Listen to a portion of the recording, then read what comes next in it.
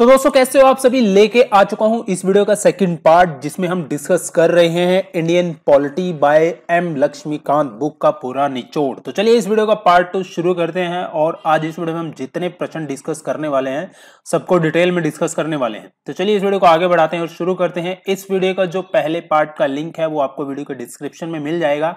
तो सबसे पहले आप पहला पार्ट देख के आइए, तब जाके आप जो है दूसरा पार्ट देखिएगा, तभी आपको फायदा होगा।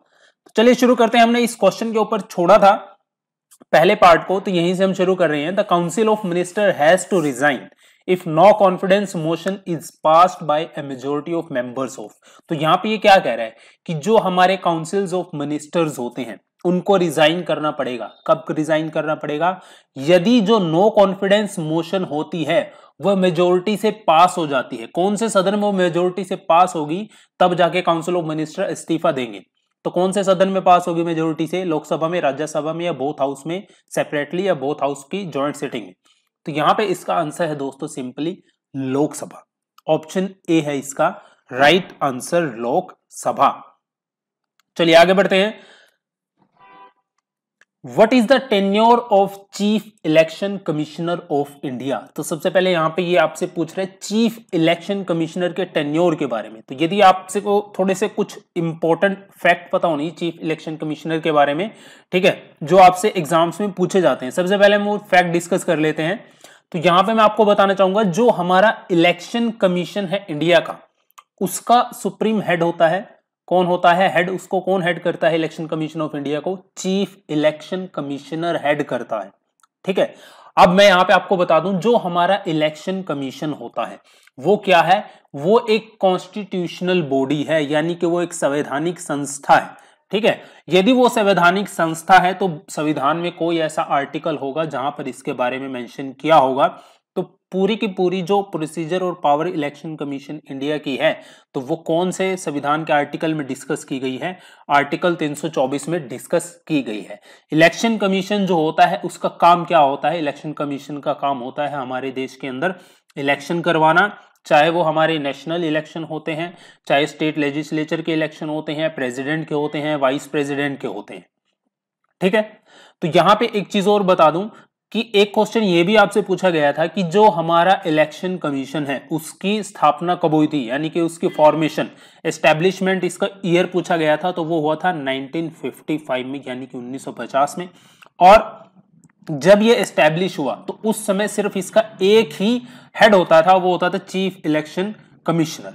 ठीक है, लेकिन बाद में क्या हुआ, दो इलेक्शन कमिश्नर भी जो है एग्जिस्ट करने के लिए चीफ इलेक्शन कमिश्नर को दे दिए गए। ठीक है, अब यहां पे मैं आपको बता दूं कि हमारे जो पहले चीफ इलेक्शन कमिश्नर थे वो कौन थे? सुकुमार सेन थे, जो कि 21 मार्च 1950 से लेके 19 दिसंबर 1958 तक जो है चीफ इलेक्शन कमिश्नर रहे थे भारत के। आपसे यह भी पूछ सकता है कि भारत की पहली महिला चीफ इलेक्शन कमिश्नर कौन सी थी? तो उसका नाम था वी.एस. राम देवी। इसको भी आप नोट कर लीजिए। ठीक है, अब मैंने आपको इम्पीचमेंट प्रोसेस बताई थी। सुप्रीम कोर्ट का जज होता है जो, उसका पार्ट 1 में मैंने आपके साथ पूरा डिस्कस किया था। तो यदि चीफ इलेक्शन कमिश्नर को इम्पीच किया जा सकता है, इम्पीच किया जा सकता है, उसको भी हटाने का प्रोसीजर है, वो सिमिलर है प्रोसीजर किसके? जो कि सुप्रीम कोर्ट ऑफ इंडिया का होता है, सुप्रीम कोर्ट ऑफ इंडिया के जज का होता है। उसको जो हटाने का प्रोसीजर है वही चीफ इलेक्शन कमिश्नर को हटाने का प्रोसीजर है। ठीक है, आपसे एक क्वेश्चन ये भी पूछा जाता है कि जो जो इलेक्शन कमीशन होता है इंडिया का, एक क्वेश्चन मैंने पढ़ा था कि भारत के अंदर जितनी पॉलिटिकल पार्टीज होती हैं उनको कौन रिकॉग्नाइज करता है और उनको सिंबल कौन प्रोवाइड करता है? तो इसका आंसर है दोस्तों इलेक्शन कमीशन ऑफ इंडिया। ठीक है, election commission has the right to allow symbol to political parties. It gives recognition to national party, state parties and regional party. तो ये सारा काम कौन करता है? इलेक्शन कमीशन करता है। जब इलेक्शन की बात आ रही है तो ईवीएम को कौन भूल सकता है? तो सबसे पहले इलेक्शन कमीशन ऑफ इंडिया ने ईवीएम का यूज कब किया था? ट्रायल बेसिस पे ईवीएम का यूज 1982 में किया गया था। कहां पे किया गया था? केरला की स्टेट लेजिस्लेटिव असेंबली में किया गया था। ठीक है, उसके बाद आप जानते हैं इलेक्शन जब आप देते हैं, वोट देने जाते हैं, तो आपको एक बटन दिखता है नीचे नोटा, जिसका होता है नन ऑफ द अबव। तो 2014 में नोटा का बटन हमें देखने को मिला था, इसको इंट्रोड्यूस किया गया था वोटिंग मशीन के अंदर, ठीक है। और जो इलेक्शन कमीशन होता है वो क्या करता है, जितना भी इलेक्शन होता है, चाहे वो स्टेट लेजिस्लेटिव का है, चाहे हमारी जो लोकसभा का इलेक्शन है, तो उसमें जितने कैंडिडेट पार्ट करते हैं, एक तरीके से देखिए इलेक्शन में क्या होता है, खर्चा होता है, ठीक है। तो इस सारे खर्चे को मॉनिटर कौन करता है, इलेक्शन कमीशन ऑफ इंडिया करता है। कोई भी व्यक्ति यदि इलेक्ट होके आता है तो उसको लगभग 30 दिन के अंदर अंदर जो है जितना खर्चा उसने इलेक्शन पे किया है उसकी सारी की सारी रिपोर्ट बना के उसको इलेक्शन कमीशन ऑफ इंडिया को देनी पड़ती है। तो इसलिए बहुत जब इंडिया आजाद हुआ था, इंडिया बना था, लगभग उसके 10 से 15 साल तक कुछ ऐसा सिस्टम था कि धोखाधड़ी बहुत होती थी इलेक्शन के अंदर, पैसे देके वोट खरीदे जाते थे, बूथ कैप्चरिंग की जाती थी। तो इसी तरह इलेक्शन कमीशन ऑफ इंडिया ने क्या किया था कि जो इलेक्शन के अंदर खर्चा होता है उसको कम करने के लिए कैंपेन पीरियड होता है। आप सोचते हैं ना कि जब मान लीजिए कहीं भी इलेक्शन होते हैं तो लगभग कुछ दिन पहले जो है रैलियों का दौर शुरू हो जाता है, चुनाव प्रचार शुरू हो जाता है। तो ये चुनाव प्रचार करने का जो समय इलेक्शन कमीशन देता है किसी भी पार्टी को, किसी भी कैंडिडेट को, पहले उनको 21 दिन का मिलता था, लेकिन बाद में इलेक्शन के ऊपर खर्चा कम करने के लिए इलेक्शन कमीशन ने इन दिनों की संख्या 21 से घटाकर कितनी कर दी थी, 14 कर दी, ठीक है। तो ये कुछ इंपॉर्टेंट क्वेश्चंस मैंने आपके साथ डिस्कस किए हैं इलेक्शन कमीशन के, जो आपसे एग्जाम में पूछे जा चुके हैं। अब हम बात करते हैं कि यहाँ पे टेन्योर आपसे पूछ रहा था चीफ इलेक्शन कमिश्नर का टेन्योर कितना होता है। तो 6 साल का टेन्योर होता है चीफ इलेक्शन कमिश्नर का, या फिर जब तक उसकी उम्र 65 साल की नहीं हो जाती। इन दोनों में से जो भी पहले होगा वही कंसिडर किया जाता है। आगे हम बढ़ते हैं, ये आपको वेबसाइट देखने को मिलेगी, हमारा जो इलेक्शन कमीशन ऑफ इंडिया है, वहां पे आप जाके देख सकते हो प्रेजेंट में जो हमारे चीफ इलेक्शन कमिश्नर हैं, राइट साइड में पहले नंबर पे आप देख सकते हो, जिनका नाम है श्री सुनील अरोड़ा, ठीक है। और इलेक्शन कमिश्नर कौन है, श्री सुशील चंद्रा, और दूसरे इलेक्शन कमिश्नर कौन है, श्री राजीव कुमार।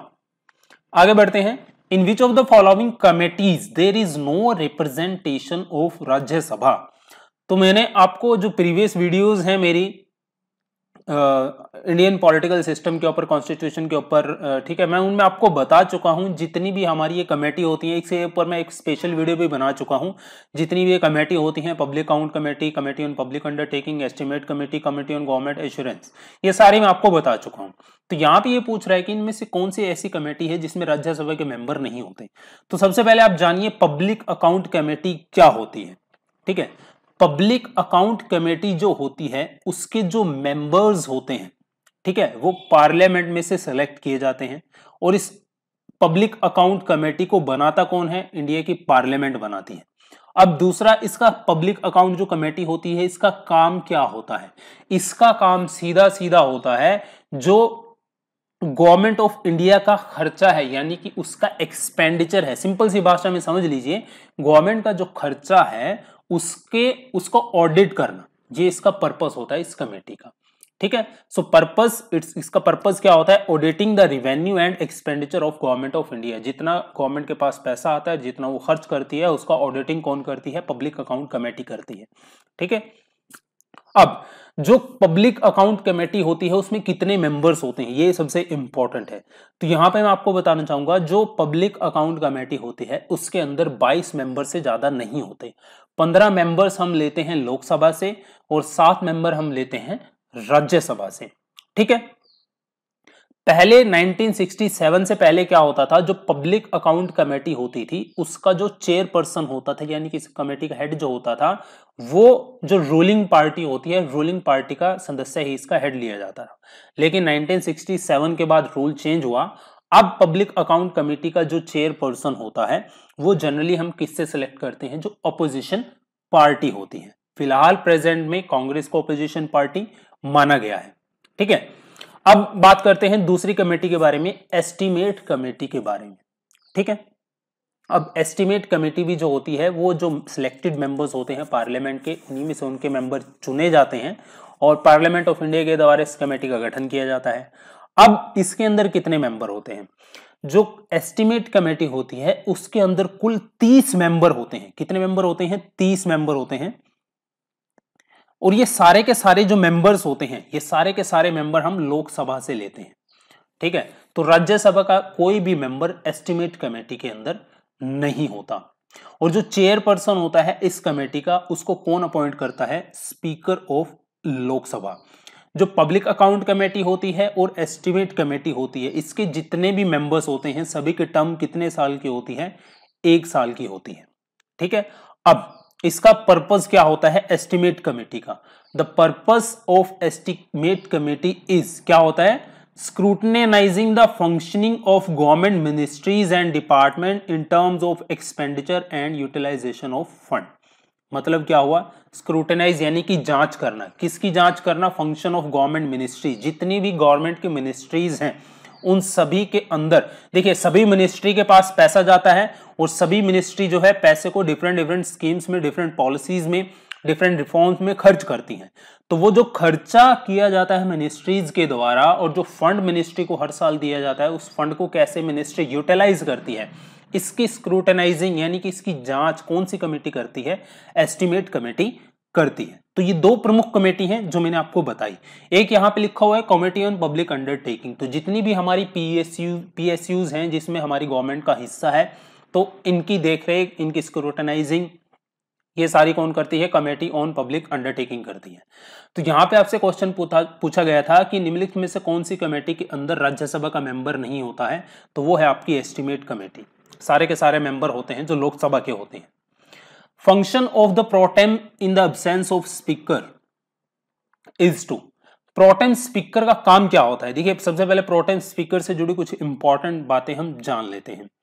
आप जानते हैं क्या होता है जब जनरल इलेक्शन होते हैं, एक नई सरकार बनती है, क्योंकि हम जानते हैं कि एक लोकसभा का जो स्पीकर होता है वो पार्लियामेंट, ये जो हमारी लोकसभा होती है, जो हमारी पार्लियामेंट होती है, उसके सिलेक्टेड मेंबर्स जब आपस में बैठ के चुनाव करते हैं और एक मेंबर को चुनते हैं, लोकसभा का जो हेड करता है वो लोकसभा का स्पीकर बनता है।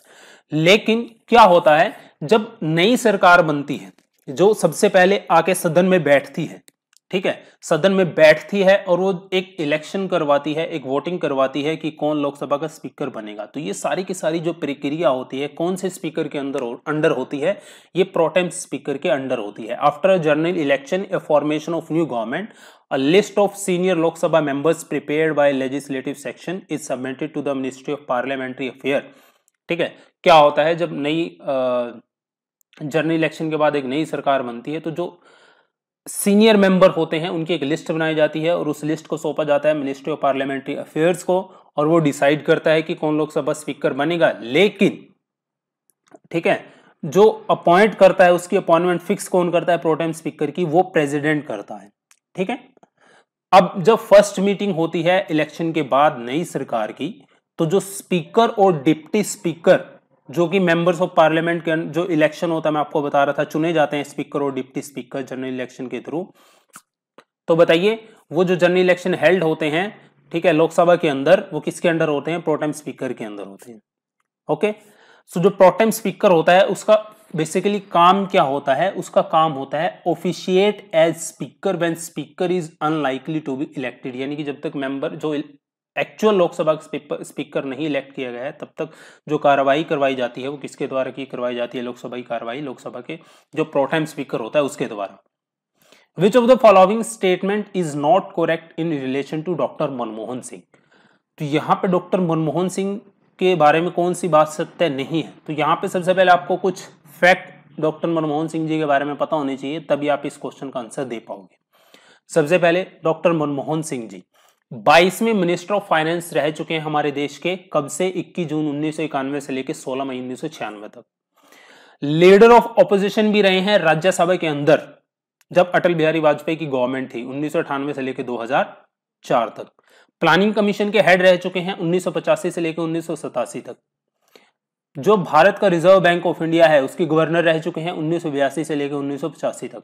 चीफ इकोनॉमिक एडवाइजर रह चुके हैं गवर्नमेंट के, कब? 1972 से लेकर 1976 तक। भारत के 13वें प्राइम मिनिस्टर रह चुके हैं 2004 से लेकर 2014 तक। ये कुछ अचीवमेंट्स हैं मनमोहन सिंह जी की। अब देखते हैं यहाँ पे हमें ऑप्शन में कौन कौन सी अचीवमेंट दी गई है।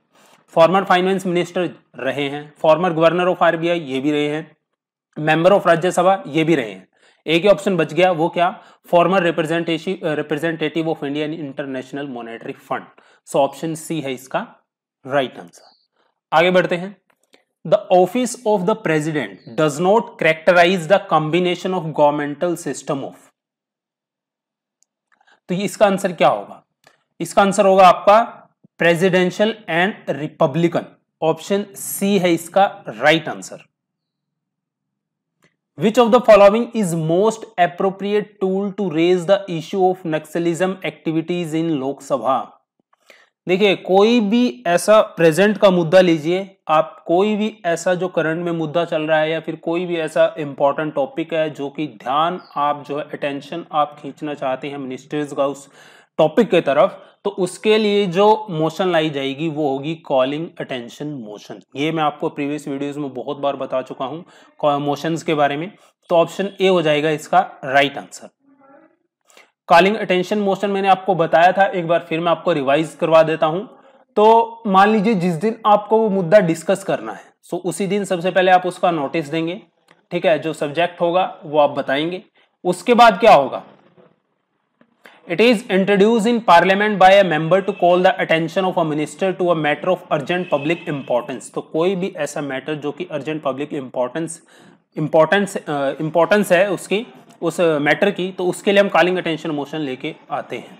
तो उसके लिए हम क्या करते हैं, जब भी ये कॉलिंग अटेंशन मोशन लाई जाती है तो उसके लिए जो मिनिस्टर्स मिनिस्ट्री में जो बैठे हुए हैं, ठीक है, फॉर एग्जांपल हम कोई मुद्दा लेके आते हैं गृह मंत्रालय से जुड़ा हुआ, तो हम किससे मांगेंगे स्टेटमेंट, हमेशा जी से। हाँ जी बताइए इसके ऊपर आप क्या कहना चाहेंगे। उसके बाद जो हमारा 0 आवर होता है, ठीक है, 0 आवर की तरह ही कॉलिंग अटेंशन मोशन भी हमारा इंडियन पार्लियामेंट का एक इनोवेशन है। आप जानते हैं 0 आवर किसने दिया था, इंडिया ने दिया था, ठीक है।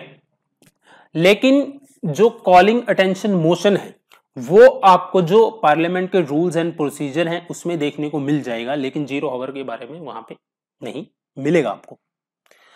तो यहां पे Which of the following is the most appropriate tool to raise the issue of Naxalism activities in लोक सभा? तो इसका आंसर है calling attention motion.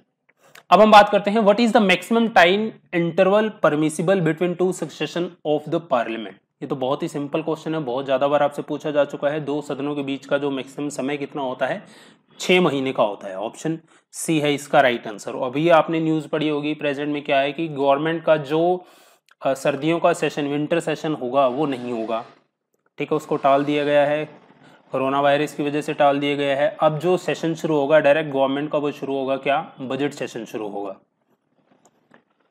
In India partyless democracy was first advocated by, देखिए ये किसने कहा था कि भारत में जो है पार्टीलेस डेमोक्रेसी के बारे में बात किसने की थी, जयप्रकाश नारायण ने की थी। ऑप्शन ए है इसका right answer. The system of proportion of representation as an electoral mechanism ensure, तो किस चीज की इंश्योरमेंट देता है system of proportion of representation हमारे इलेक्ट्रोल मैकेनिज्म के अंदर, तो ये किस बात की गारंटी इंश्योर करता है, रिप्रेजेंटेशन ऑफ माइनॉरिटीज की। ऑप्शन ए है इसका right answer. System of proportion representation क्या होता है ये समझ लीजिए, खासकर यदि आप स्टेट पीसीएस की तैयारी कर रहे हैं तो इसको आपको समझना जरूरी है। सिस्टम ऑफ प्रोपोर्शन रिप्रेजेंटेशन क्या होता है, फॉर एग्जांपल ये आपकी एक कंट्री है, ए कंट्री, और ये कंट्री है आपकी एक बी कंट्री, ठीक है। बी कंट्री को मैं कॉन्स्टिट्यूएंसी में 1 2 3 4 कॉन्स्टिट्यूएंसी में मैंने इसको डिवाइड कर दिया, और आपकी जो कंट्री ए है उसको मैं होल पूरी की पूरी कंट्री को एक सिंगल कॉन्स्टिट्यूएंसी लेके चलता हूं, सिंगल कॉन्स्टिट्यूएंसी लेके चलता हूं, ठीक है। अब क्या होता है जब जनरल इलेक्शन होता है तो क्या होता है, इसमें हिस्सा लेती हैं फॉर एग्जांपल 3 पार्टियां हिस्सा लेती हैं, ठीक है। तो जब जनरल इलेक्शन होता है आपका, ए पार्टी इतनी वोटें लेती है और बी पार्टी इतनी वोटें लेती है और सी पार्टी इतनी वोटें लेती है, ठीक है। तो ये जितनी भी इस कंट्री के अंदर वोट थी, ठीक है, तो परसेंटेज ऑफ वोट बी को इतना मिला है, ए को इतना मिला है, सी को इतना मिला है। हमारा जो भारत के अंदर सिस्टम है, ठीक है, उसके अकॉर्डिंग क्या है कि जिसके पास सबसे ज्यादा वोट होगी और जिसके पास सबसे ज्यादा सीटें होंगी वही जो है मेजोरिटी में बनेगा और उसी की सरकार बनेगी। लेकिन प्रोपोर्शन ऑफ रिप्रेजेंटेशन सिस्टम में ऐसा नहीं होता। प्रोपोर्शन ऑफ रिप्रेजेंटेशन सिस्टम में क्या होगा कि कंट्री ए का एग्जांपल लीजिए, इसमें अब बी को इतना परसेंटेज ऑफ वोट मिला है, सी को इतना परसेंटेज ऑफ वोट मिला है, तो परसेंटेज ऑफ वोट के आधार पर अब सरकार तो बनेगी, लेकिन उस सरकार में हिस्सा पार्टी ए का भी होगा, पार्टी सी का भी होगा, पार्टी बी का भी होगा। अब सी के कितने मेंबर जाएंगे ये उसके परसेंटेज ऑफ वोट पे डिसाइड करेगा कि उसको कितने परसेंटेज ऑफ वोट मिले हैं। ए के कितने जाएंगे उसके परसेंटेज ऑफ वोट पे डिसाइड करेगा, और बी के कितने जाएंगे उसके परसेंटेज ऑफ वोट पे डिसाइड करेगा। ठीक है, अब कंट्री बी का एग्जांपल लेते हैं।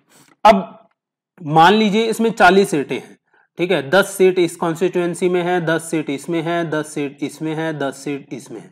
अब 3 पार्टियां इस कॉन्स्टिट्यूएंसी में लड़ रही हैं। एक पार्टी को इतने परसेंटेज ऑफ वोट मिला इस कॉन्स्टिट्यूएंसी के अंदर, इस कॉन्स्टिट्यूएंसी के अंदर, इस कॉन्स्टिट्यूएंसी के अंदर, ए बी सी। ठीक है, तो ए बी सी को इस कॉन्स्टिट्यूएंसी के अंदर जितनी परसेंटेज ऑफ वोट मिलेंगी उसी के आधार पर जो 10 सीटें हैं टोटल उसके आधार पर तय होगा परसेंटेज ऑफ वोट के आधार पर कि ए की भाई 3 सदस्य आएंगे, बी के 2 आएंगे, सी को सबसे ज्यादा मिली है तो उसके 5 मेंबर आएंगे। तो इस कॉन्स्टिट्यूएंसी में 10 सीटें थी जिसमें से 5 मिली हैं जो है आपकी सी को, ए की 3 मिली है और बी के 2 मेंबर आएंगे। तो इसी तरह सारी जो है जब हम कॉन्स्टिट्यूएंसी में कंट्री बी को डिवाइड कर देंगे तो इसी तरह टोटल मेंबर इलेक्टेड होके आएंगे, सरकार बनेगी, उसमें हिस्सा ए का भी, पार्टी का भी होगा, बी का भी होगा, सी का भी होगा। और ये होता है आपका system of proportion of representation. एक सिंपल सा आपको मैंने बता दिया, ठीक है, क्योंकि इसके ऊपर आपको कहीं लिखना पड़ सकता है system of proportion of representation के ऊपर। आगे हम बात करते हैं, government is classified as parliamentary and presidential on the basis of which of the following. किसी भी देश के अंदर कोई गवर्नमेंट पार्लियामेंट्री है, प्रेसिडेंशियल है, कैसे आप डिसाइड कर सकते हो? मैं आपको सिंपल सा एक एग्जांपल देता हूं। किसी भी देश के अंदर सिंपली 3 बॉडी होती हैं। पहली बॉडी होती है जो कानून बनाती है, ठीक है, जिसको हम कहते हैं लेजिस्लेचर। दूसरी बॉडी होती है हमारी जो कानून लेजिस्लेचर ने बनाए हैं उसकी पालना करवाएगी, वो कौन होते हैं? एग्जीक्यूटिव।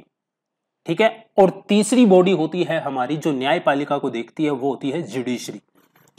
तो किसी भी कंट्री के अंदर यदि आपको ये देखना है कि वहां पे प्रेसिडेंशियल या पार्लियामेंट्री फॉर्म ऑफ गवर्नमेंट है तो वो आप सीधा सीधा देख सकते हो। जो हमारी 3 बॉडी हैं, लेजिस्लेटिव, एग्जीक्यूटिव और जुडिशरी, इनके बीच का रिलेशन क्या है, इनके बीच जो पावर का सेपरेशन है उसके आधार पर आप डिसाइड कर सकते हैं कि किसी कंट्री में प्रेसिडेंशियल या फिर पार्लियामेंट्री फॉर्म ऑफ गवर्नमेंट है। अब देखिए, मैंने आपको बताया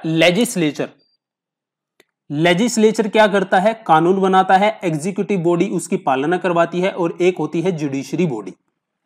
अब क्या होता है, जितनी भी हमारी मिनिस्ट्रीज हैं, हम हमारी कंट्री की बात कर रहे हैं, इंडिया कंट्री की, जितनी भी हमारी मिनिस्ट्रीज हैं सभी में जो मिनिस्टर्स बैठते हैं, ठीक है, मिनिस्टर्स कहां से चूज करते हैं हम?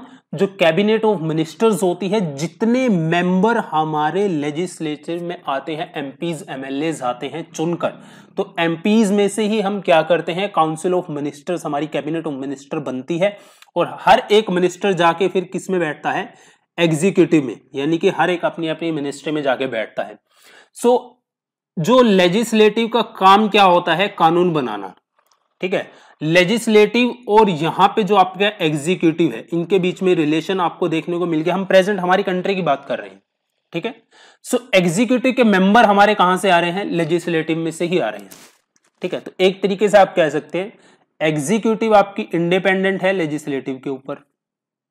लेकिन जो प्रेसिडेंशियल फॉर्म ऑफ गवर्नमेंट होती है, ठीक है, जैसे कि हम अमेरिका की बात करते हैं, उसमें क्या होता है, जो एग्जीक्यूटिव होते हैं आपके, जो हेड ऑफ एग्जीक्यूटिव होता है, वो लेजिस्लेचर जो होता है उसके प्रति उत्तरदायी नहीं होता है, वो उस पर डिपेंड नहीं करता है। फॉर एग्जांपल, जैसे अमेरिका का प्रेसिडेंट होता है, वो हेड ऑफ स्टेट भी होता है और हेड ऑफ एग्जीक्यूटिव भी होता है, लेकिन वो रिस्पॉन्सिबल नहीं होता लेजिस्लेचर के प्रति, ठीक है।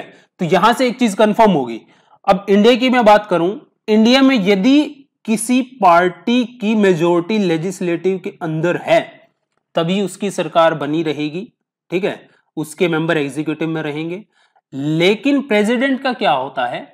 प्रेसिडेंट इंडिपेंडेंट होता है लेजिस्लेचर से, प्रेसिडेंशियल फॉर्म ऑफ गवर्नमेंट के अंदर, अमेरिका की बात कर रहा हूं मैं, ठीक है। सो अब उसकी लेजिस्लेचर में मेजॉरिटी है नहीं है, वो डिपेंड नहीं करता कि उसकी सरकार रहेगी या नहीं रहेगी। प्रेसिडेंशियल फॉर्म ऑफ गवर्नमेंट के अंदर प्रेसिडेंट चुना जाता है तो उसकी टर्म फिक्स हो जाती है 5 साल के लिए, भारत के अंदर जो टर्म फिक्स होती है वो फिक्स नहीं होती, हमारी सरकार की टर्म कहीं भी लिखा नहीं फिक्स होती है, वो तब तक फिक्स होती है जब तक उसकी मेजोरिटी लेजिस्लेचर के अंदर बनी रहती है। और वैसे भी फिक्स है 5 साल की है, 5 साल तक सरकार रहेगी, लेकिन वो भी फिक्स नहीं होता, वो तब तक होता है जब तक मेजोरिटी रहेगी, ऐसा होता है। ठीक है, तो प्रेसिडेंशियल फॉर्म ऑफ में क्या होता है कि उसकी टर्म फिक्स हो जाती है 5 साल की। अब उसकी लेजिस्लेटिव असेंबली के अंदर जो है उसके मेंबर हैं नहीं है, सपोर्ट है नहीं है, वो डिपेंड नहीं करता, उसकी सरकार बनी रहेगी। अब प्रेसिडेंशियल फॉर्म ऑफ गवर्नमेंट में क्या होता है कि जो प्रेसिडेंट होता है अब उसके पास पावर होती है। क्या पावर होती है? एग्जीक्यूटिव, यानी कि जो पालन करवाने जो भी मिनिस्ट्रीज हैं, ठीक है, जितनी भी पुलिस हैं, जितनी भी आपकी मिनिस्ट्रीज हैं, उन सभी के अंदर जो मेंबर्स की रिक्रूटमेंट डायरेक्ट कौन कर सकता है? प्रेसिडेंट कर सकता है। प्रेसिडेंट कहेगा कि भाई ये बंदा है 10 साल से ये जो है रिजर्व बैंक ऑफ इंडिया का गवर्नर भी रहा है, वेरियस देशों की ऑर्गेनाइजेशन, इकोनॉमिक ऑर्गेनाइजेशन में इसने काम किया है, तो मैं इसको क्या करता हूं, जो मेरी फाइनेंस मिनिस्ट्री है मैं उसको वहां का मिनिस्टर बनाता हूं। ठीक है, तो ये डायरेक्ट डिसीजन कौन लेता है? प्रेसिडेंट लेता है। किसके अंदर? प्रेसिडेंशियल फॉर्म ऑफ गवर्नमेंट के अंदर।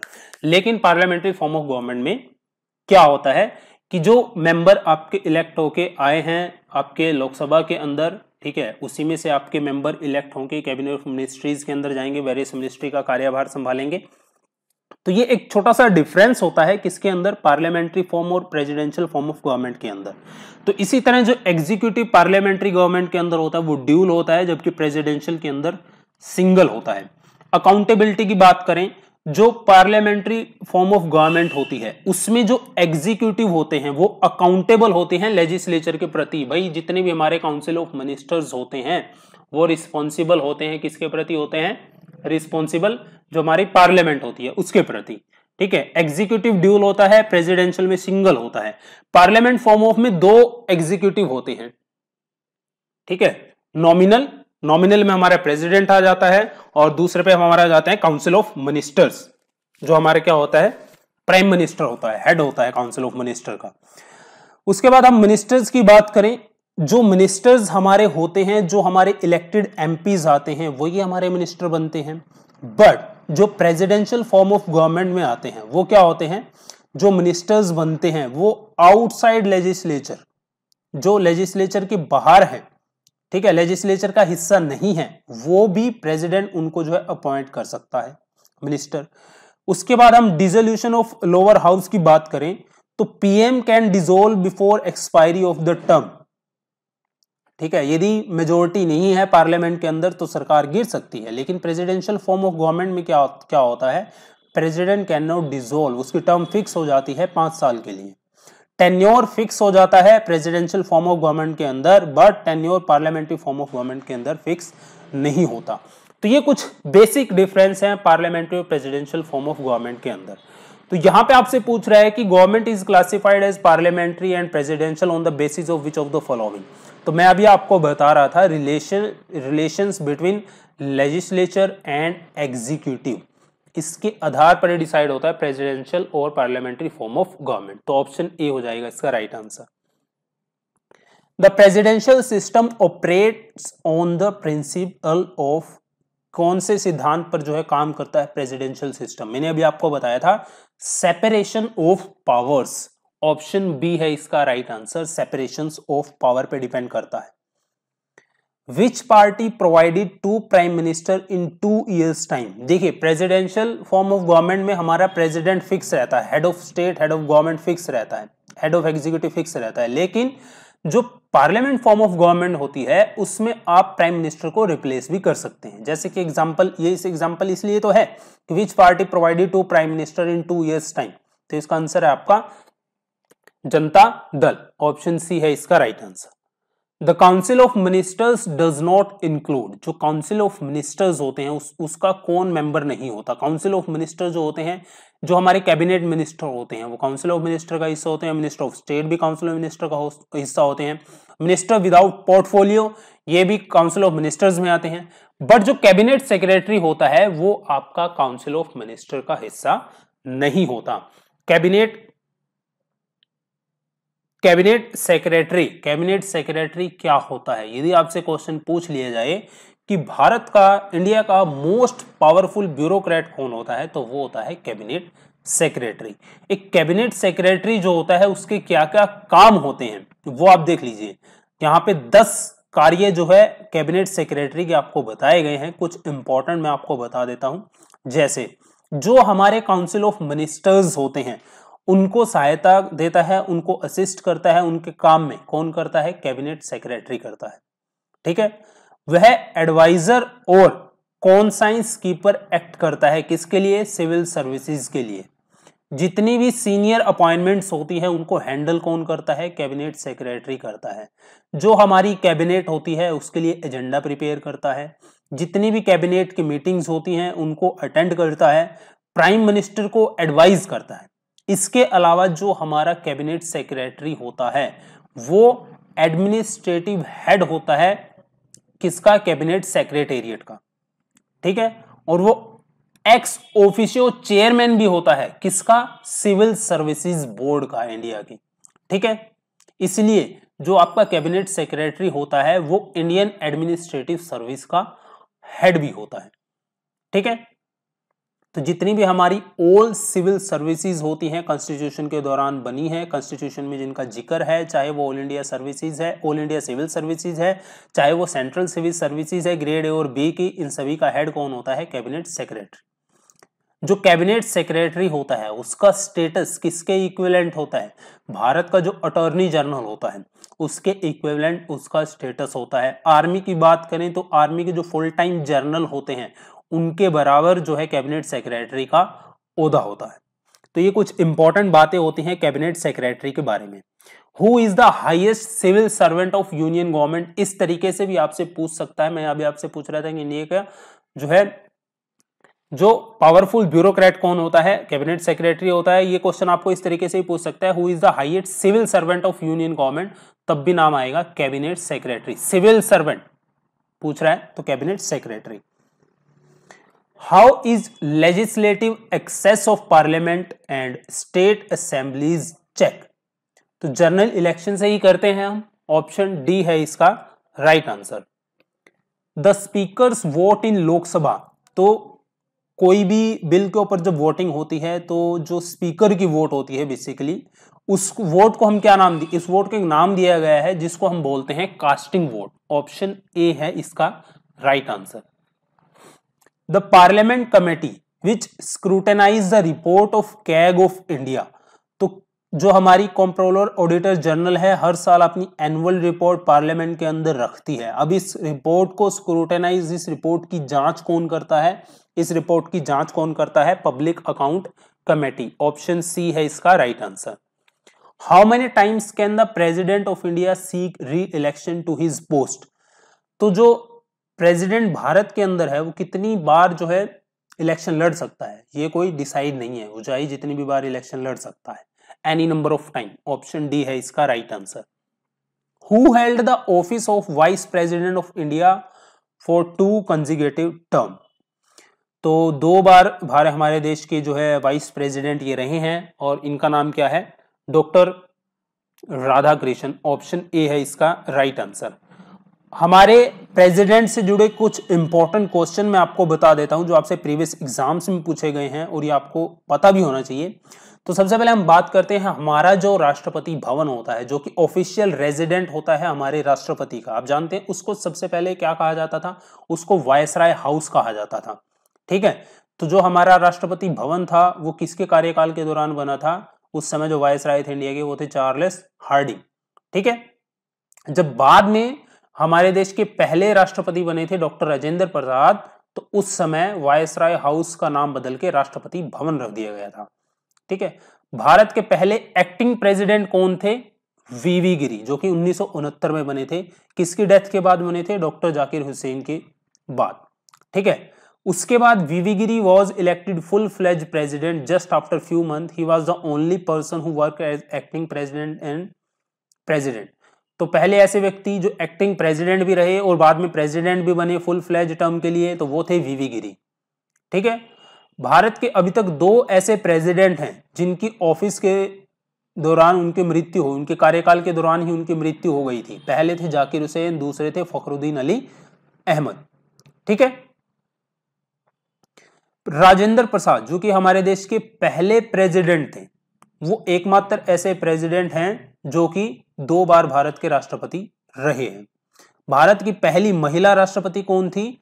प्रतिभा पाटिल। भारत की कौन से नंबर की राष्ट्रपति थी? 12वीं राष्ट्रपति थी प्रतिभा पाटिल। ठीक है।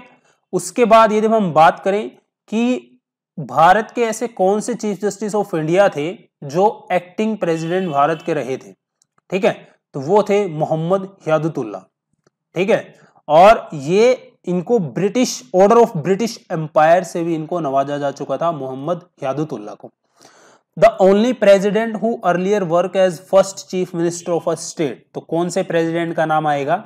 नीलम संजीवा रेड्डी, जो कि आंध्र प्रदेश के पहले चीफ मिनिस्टर रहे थे और बाद में हमारे देश के प्रेसिडेंट भी बने थे। The only president who earlier work as speaker of Lok Sabha, तो लोकसभा के स्पीकर भी जो रहे थे, बाद में जाके वो भारत के प्रेसिडेंट भी बने, तो उनका नाम था Neelam Sanjiva Reddy. The only president who was a scientist, तो कौन थे भाई? इनको सभी जानते हैं, पूरा वर्ल्ड इनको जानता है, APJ Abdul Kalam. The only 4 president who received Bharat Ratna, तो किन 4 प्रेसिडेंट को अभी तक भारत रत्न से नवाजा जा चुका है? सर्वपल्ली राधाकृष्णन, राजेंद्र प्रसाद, जाकिर हुसैन, एपीजे अब्दुल कलाम, और अब एक नया नाम भी इस लिस्ट में जुड़ चुका है। आप मेरे को बताइए, रिसेंटली ही उनको भारत रत्न अवार्ड से नवाजा जा चुका है, तो आप कमेंट बॉक्स में उनका नाम बताइएगा।